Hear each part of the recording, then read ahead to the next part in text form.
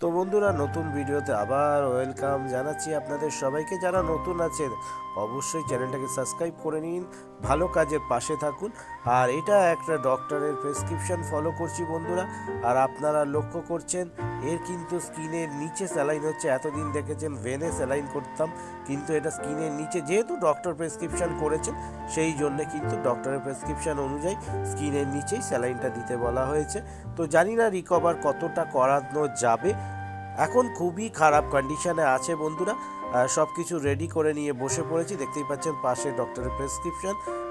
তার প্রেসক্রিপশন টোটালটাই ফলো করে ট্রিটমেন্ট শুরু করেছি। আজকে হচ্ছে 5 তারিখ, ফেব্রুয়ারি মাসের 5 তারিখ। আজকে প্রথম আমি স্যালাইন দেওয়া শুরু করলাম।